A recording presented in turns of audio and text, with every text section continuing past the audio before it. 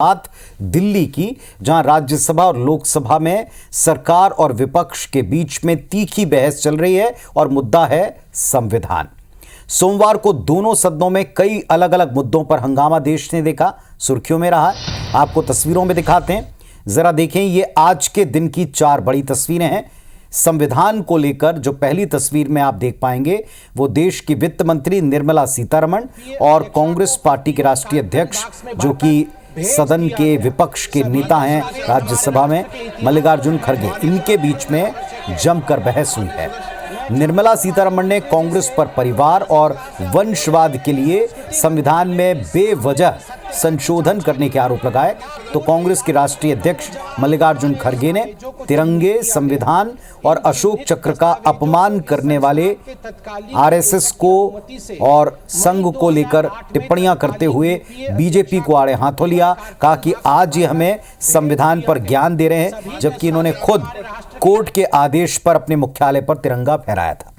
दूसरी तस्वीर है प्रियंका गांधी के बैग से जुड़ी हुई, जो आपको हम थोड़ा जूम करके दिखा रहे हैं। देखिए जरा, प्रियंका गांधी वाड्रा वायनाड से सांसद चुनी गई हैं। हाल ही में संसद जाकर वे अपना पहला वक्तव्य देकर सुर्खियों में भी हैं, और अब की बार उनका बैग इसी तरह जूम करके देखा जा रहा है। दरअसल बैग पर फिलिस्तीन लिखा हुआ था, साथ ही इस पर प्रतीक चिन्ह के तौर पर कबूतर और तरबूज बना हुआ है। इसके बाद बीजेपी ने कांग्रेस को निशाने पर लिया, कहा कि गांधी परिवार तुष्टीकरण का बैग सालों से ढो रहा है। जवाब में खुद प्रियंका ने कहा है कि उन्हें क्या पहनना है, कैसे चलना है, क्या अपने साथ लेकर उठना बैठना, ये हमें किसी दूसरे व्यक्ति से सीखने की जरूरत नहीं। तीसरी तस्वीर सेना प्रमुख उपेंद्र द्विवेदी के ऑफिस के लाउंज की, जहां 1971 की पाकिस्तान के समर्पण वाली तस्वीर को हटाकर एक नई तस्वीर लगाई गई। इस पर संसद में प्रियंका गांधी ने मोर्चा खोल दिया, पूछा ये तस्वीर क्यों हटाई गई है, और इस पर जवाब भी इसमें सामने आया। केंद्रीय मंत्री गजेंद्र शेखावत ने कहा कि वो तस्वीर सेना मुख्यालय की जगह मानेकशॉ जो है उनके संग्रहालय में लगाई गई है, शॉ मानेकशॉ के संग्रहालय में उनके सम्मान में लगाई गई है। और चौथी तस्वीर जो आप देख रहे हैं वो संसद में पंडित नेहरू के लेटर पर छिड़े संग्राम की। दरअसल प्रधानमंत्री म्यूजियम और लाइब्रेरी PMML, इसके द्वारा राहुल गांधी को एक पत्र लिखा गया। दरअसल एक तरह का नोटिस भी आप इसे कह सकते हैं। इस पर सियासत है। संसद के अंदर बाहर बीजेपी इस लेटर के सहारे कांग्रेस पर हमलावर है। पूछ रही है कि सोनिया गांधी नेहरू जी के बाबू जगजीवन राम, जयप्रकाश नारायण, गोविंद वल्लभ पंत और माउंटबेटन की पत्नी एडविना माउंटेन को लिखे जरूरी लेटर को कब लौटाएगी। ये 4 बड़ी तस्वीरें जिन पर आज बहस हुई, मुद्दे गरमाए, पक्ष पक्ष में बहस हुई।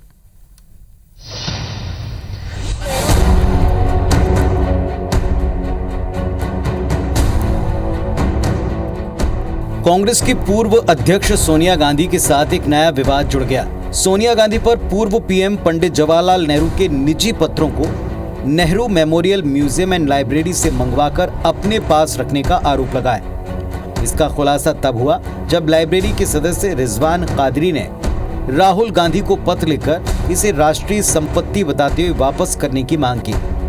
राहुल गांधी को लिखे लेटर में रिजवान कादरी ने लिखा कि पूर्व प्रधानमंत्री पंडित नेहरू से जुड़े 51 कार्टन भरे ये रिकॉर्ड PMML के इतिहास के महत्वपूर्ण पहलू हैं, जिन्हें कांग्रेस की सीनियर नेता सोनिया गांधी के आदेश पर साल 2008 में वापस ले लिया गया था। ऐसे में सोनिया गांधी से ये ओरिजिनल पत्र दिलवाएं या फिर इनकी फोटोकॉपी या डिजिटल कॉपी जमा करवाएं। इस खुलासे के बाद बीजेपी कांग्रेस से सवाल पूछ रही है कि आखिर नेहरू जी के उन लेटर्स में ऐसा क्या था जिसके चलते कांग्रेस को सेंसरशिप की जरूरत पड़ी। जब ये निर्णय लिया गया था कि 2010 में डिजिटाइजेशन होगा इन सारे डॉक्यूमेंट्स का, तो आनंद फानन में डिजिटाइजेशन से ठीक पहले सोनिया गांधी जी 51 कार्टन्स चिट्ठी नेहरू जी का लेके चली गई। आखिर क्यों?